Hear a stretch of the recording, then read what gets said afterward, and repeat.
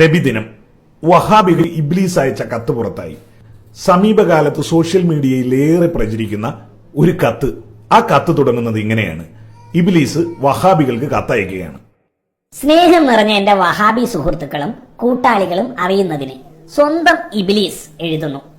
റബീഉൽ അവ്വൽ ആരംഭിച്ചതു മുതൽ എന്നെ പോലെ തന്നെ നിങ്ങളും വലിയ വെപ്രാളത്തിലാണെന്ന് എനിക്കറിയാം.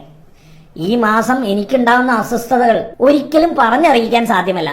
റബീഉൽ അവ്വൽ 12 അടുത്തു വരികയാണ്. എങ്ങനെ അത് തരണം ചെയ്യുമെന്ന് മനസ്സിലാവാത്തതുകൊണ്ടാണ് ഈ കത്തെഴുതുന്നത്. കാലങ്ങളോളമായി ഞാനും നിങ്ങളും പഠിച്ച പണി 18 വയറ്റിയിട്ടും മുസ്ലിം ലോകം കൂടുതൽ ഊർജ്ജസ്വലതയോടെ നബിദിനാഘോഷം നടത്തുന്നുവെന്നത് വളരെ നിരാശാജനകമാണ്. നിങ്ങളുടെ കൂട്ടാളികളായ മൗദൂദികൾക്കും ചാഞ്ചാട്ടം തുടങ്ങിയിട്ടുണ്ട്. അടുത്തിടെ അവരുടെ നബിദിന സമ്മേളനങ്ങളുടെ പോസ്റ്ററുകളും പ്രത്യക്ഷപ്പെടാൻ തുടങ്ങിയിരിക്കുന്നു എന്നത് വളരെ ആശങ്കാജനകമാണ്. വളരെ മനോവിഷമത്തോടെ എനിക്ക് നിങ്ങൾ ഒരു കാര്യം ഉണർത്താനുണ്ട്. പരസഹസ്രം വർഷങ്ങളായി എന്റെ പേര് കേൾക്കുമ്പോൾ മുസ്ലിങ്ങൾ ലഅനത്തുല്ലാഹി അലൈഹി എന്ന് പറയുന്നു. മറ്റുള്ളവർ പറയുന്നത് പോലെ നിങ്ങളും അങ്ങനെ പറയുന്നതിൽ എനിക്ക് വലിയ ദുഃഖമുണ്ട്. സുജൂദ് അള്ളാഹുവിന് മാത്രം എന്ന നല്ലൊരു മുദ്രാവാക്യം മുഴക്കിയനാണ് ഞാൻ ശപിക്കപ്പെട്ടവനായത് എന്നത് നിങ്ങൾക്കറിയാമല്ലോ. സഹായാഭ്യർത്ഥന അള്ളാഹുവിനോട് മാത്രം എന്ന നിങ്ങളുടെ പ്രമേയത്തെക്കാൾ നല്ലൊരു മുദ്രാവാക്യമായിരുന്നു അത് ഞാനന്ന് മുഴക്കിയിരുന്നത്. ഒരേ മുദ്രാവാക്യവുമായി മുന്നോട്ടു പോകുന്ന നമ്മൾ തമ്മിൽ ഐക്യം സുദൃഢമാക്കണം. ആദം നബിക്ക് സുജൂദ് ചെയ്യാതിരുന്നത് ഒരു തെറ്റാണെന്ന് എനിക്ക് ഇപ്പോഴും തോന്നുന്നില്ല. അള്ളാഹു അല്ലാത്തവർക്ക് സുജൂദ് ചെയ്യൽ ശിർക്കാണെന്ന് നിങ്ങൾക്കറിയാമല്ലോ. നിങ്ങളുടെ പല മൗലവിമാരും എന്റെ ഈ നിലപാട് ശരിയായിരുന്നു എന്ന് അഭിപ്രായപ്പെടുന്നുണ്ട്. അത് പുറത്തു പറഞ്ഞാൽ മറ്റൊരു ഗ്രൂപ്പും കൂടി ഉണ്ടാവുമെന്ന് കരുതിയാണ് മൗനം പാലിക്കുന്നത് തന്നെ അവരെ. ഇപ്പൊ തന്നെ ജിന്ന് ഷെയ്ത്താൻ ഗ്രൂപ്പുകളുണ്ടല്ലോ.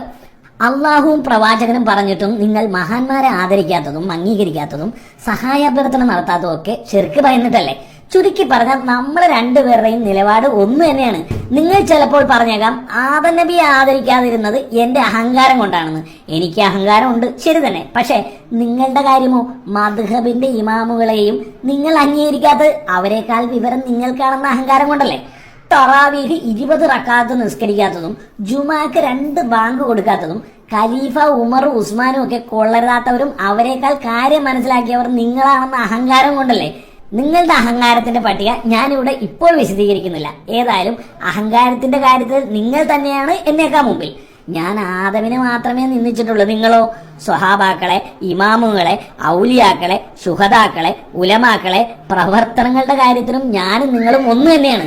എല്ലാ പ്രവർത്തനങ്ങളും സ്വീകരിക്കപ്പെടുന്നത് നിയ്യത്തനുസരിച്ചാണല്ലോ എന്നാണ് ഇസ്ലാം പഠിപ്പിക്കുന്നത്. അതുകൊണ്ട് തന്നെ നിയ്യത്ത് തകിടം മറിക്കാൻ ഞാൻ പരമാവധി നിൽക്കാറുണ്ട്.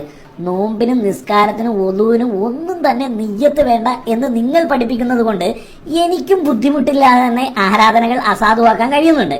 പിന്നെ സലാത്ത് ചെല്ലുന്നത് കേൾക്കുമ്പോൾ എന്റെ കരളുരുകി പോവാറുണ്ട്. സലാത്തിന്റെ കാര്യത്തിൽ എന്നേക്കാൾ തന്ത്രപരമായാണ് നിങ്ങൾ ഇടപെടുന്നതെന്ന് പറയാതെ വയ്യ.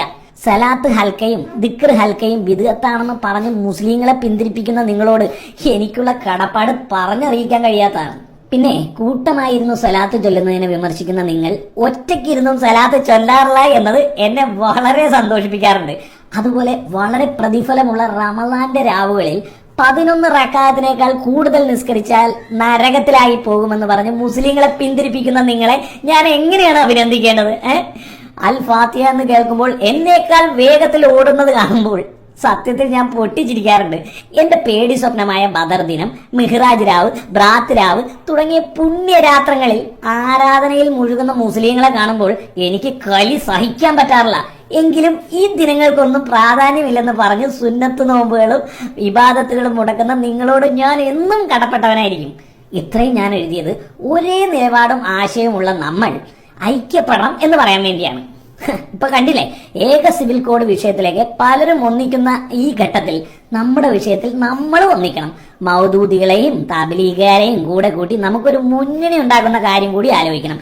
ഐക്യത്തിന് തയ്യാറുള്ള എല്ലാ സങ്കരവർഗങ്ങളെയും നമുക്ക് ഒന്നിച്ചു കൂട്ടണം. പിന്നെ മുന്നണിയായി കഴിഞ്ഞ് എപ്പോഴും എന്റെ കൂടെ തന്നെ നിങ്ങൾ വേണം, അത് ഞാൻ പറഞ്ഞേക്കാം. മഹിഷറയിലെത്തിയാൽ മനുഷ്യരൊക്കെ സഹായം തേടി പ്രവാചകന്മാരുടെ പുറകെ പോകും.